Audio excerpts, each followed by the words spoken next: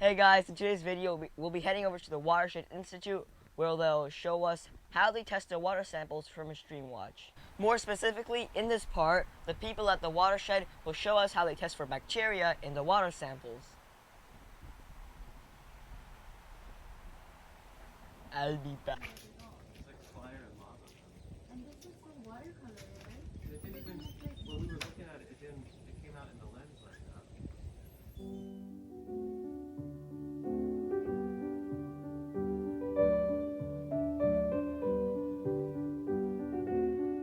All right, so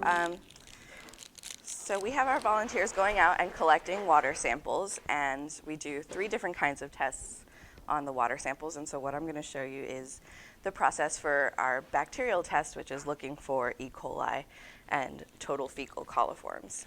So because we are looking for bacteria and we have bacteria on our hands, I have to make sure that it's a sterile process. So we're wearing gloves, and we're using a sterile pipette, and yeah, all of this is sterile. So what we're going to do, and I haven't done this in a while, so hopefully I don't mess it up. We're going to shake this just to make sure, because the bacteria likes to clump up inside the water. We're going to shake it and try to get those to unclump. So the test has to be done with exactly 100 milliliters. So what I'm going to do is open this up, being careful not to touch the insides of any of this. And I'm going to use this sterile pipette to dump out till it gets to this 100 milliliter line here. Oh, what would you do if there's like less than 100 milliliters? If there's less than 100 milliliters, we can't use the sample. So that's why in the training and in the instructions that I send, I try to make sure that I'm very clear that we need you to get up over this 100 milliliter line. These bottles come directly from the vendor, and they are sealed. So this label that's on them is an indicator that it's been sealed and sterilized. So there's nothing in the bottle. And it's a clean bottle. The other bottles we reuse from week to week, so that's why you have to rinse them so you're not contaminating your sample. So this is right at the 100 milliliter line. I'm done with that. The rest of the sample thrown out? Yeah, the rest of the sample will be thrown out. But so now what I'm going to do is I'm going to add this reagent. It's called Coli, and it's essentially like food for the bacteria. Crack that open. Jump it in. Oops. I always spill it. Close. Now we gotta shake it up until it's all dissolved. Okay. So then I need to wait until these bubbles kind of settle. So I'll let that sit for a minute and grab a Sharpie. So when I'm transferring this sample, I'm going to transfer it into here, and I want to make sure that I label it first so there's no confusion.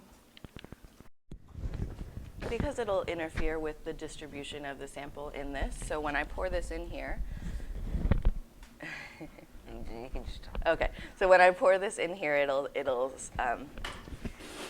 kind of distribute the water throughout these different wells, and these are kind of creating subsamples. So if there's a lot of bubbles, then we might get like a cell or 2 that are full of bubbles and not actually the sample. Yeah, it'll be less, right? Yeah, so it's less accurate. So just wait for those to, that's pretty good. The other thing I'm waiting for is the machine has to heat up. I'll show you in a minute.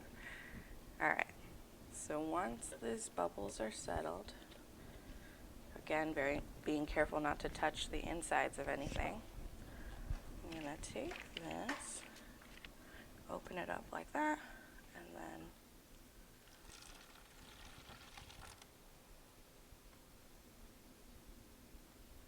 okay. Now we have this sample in the tray, And we're gonna move over to the machine. All right, so once we've got the sample poured into the tray, we're gonna fit it into this little, I don't even know what to call this, something. Something, and it's gonna go through this machine, which is kind of like a laminator. It's just gonna seal it closed, but also help to distribute the water throughout. So let's slide it in here. Okay. So now you see the sample's been distributed throughout. And so the bacteria has been fed and has been set into these little subsamples, and now we're going to put it in this machine, which is an incubator, and it's going to sit for 24 hours to let them grow. And then we'll come back tomorrow and we'll check it underneath the UV light and count how many coliforms we have. So that's the UV viewer there. What are the most common bacteria you would find? Well, right now we're only testing for E. coli and fecal coliforms. So this is a very specific test just for those. There can be all kinds of different bacteria, so you really have to test for the specific ones you're looking for. And that's the bacteria test. I'm Gucci gang gang.